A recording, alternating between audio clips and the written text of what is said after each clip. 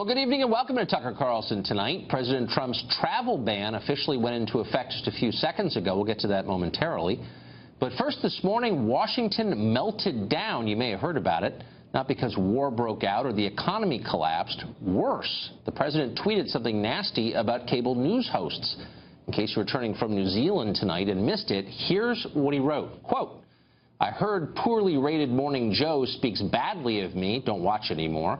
Then how come low IQ crazy Mika, along with Psycho Joe, came to Mar-a-Lago 3 nights in a row around New Year's Eve and insisted on joining me? She was bleeding badly from a facelift. I said no." Well, that was it. Chaos erupted. Democrats in Congress rushed to the nearest microphone to express shock and horror and call for the president's resignation. I think it's so blatantly sexist. I don't even know that there's a question about it. But sad to say, I am still the highest-ranking woman. I thought that was all going to be resolved in November.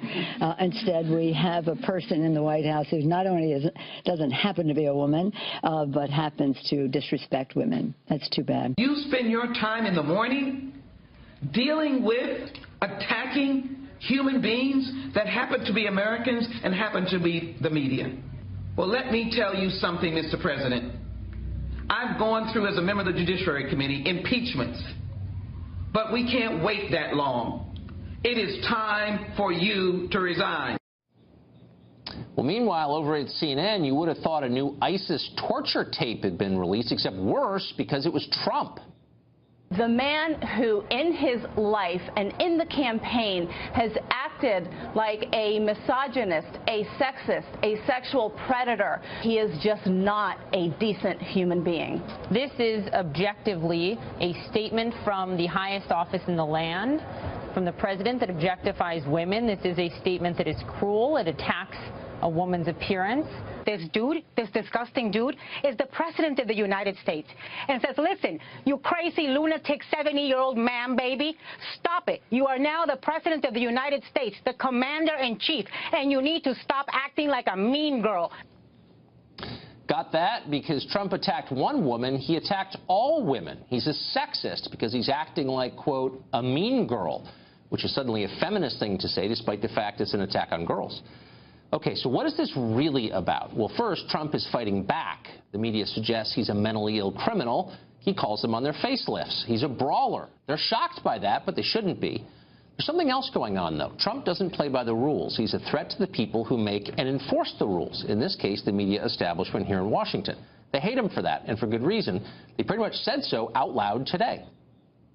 I can tell you, working overseas in war zones, people are emboldened by the actions of this administration, emboldened by the all-out sort of declaration of war on the media. There are people in the country who don't understand that this is a cynical reality TV game and are going to hear over and over again from the president that the reporters, journalists, are enemies of the state. And someone, I mean, God forbid, but someone is going to do something violent against journalists in a large way, and then I know where the fault lies. In other words, disagreement equals violence. If you criticize me, you're a physical threat. I feel unsafe. You must be silenced. First they came for Morning Joe. You've seen this gambit on college campuses for years. It's how liberals silence dissent, by conflating contrary opinions with violence.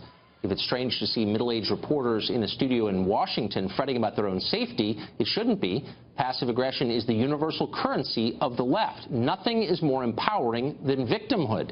It won't be long before NBC's entire White House unit claims affirmative action status. So the left's response to this is predictable and silly. No surprise there. But that is no defense of these tweets. They were stupid and they were counterproductive. They achieved no policy objective. They elevated a televised sideshow to cultural icon status. They brought joy to the left while embarrassing the president's supporters. They allowed liberals to crow about the degradation of the public square, even as they financed their campaigns with donations from Hollywood sleaze merchants. Let's be totally clear about this and not lie about it. The left doesn't hate Trump because he's vulgar, though he is. They applauded when Barack Obama vacationed with rappers. They think Lena Dunham is an artist. They hired Kathy Griffin. No, they hate Trump because he's a nationalist who says the interests of America and its people ought to come first, and that's fine. Let them hate him for that. The rest of the country loves it. That's the real tragedy of today's tweets. They were a diversion. When the president talks about the people who elected him, he wins. When he talks about himself, the left does. The president was not elected to pick fights with TV hosts. He was elected because he promised an agenda the country actually needs, but nobody else but him was offering. So in case he's watching tonight, here's a quick recap of what the campaign was about. Secure the border, keep America out of pointless wars, replace Obamacare with a system that expands affordable coverage for the middle class, bring jobs to the heartland, push back against the vultures on Wall Street. That's why people voted for Donald Trump. That's what he ought to do. If the press doesn't like it, ignore them. If members of his staff try to divert his energy to other agendas, fire them. Rarely has a president been elected with a clearer message, a clearer mission: restore the middle class. If he sticks to that, he will win. If he doesn't, he won't.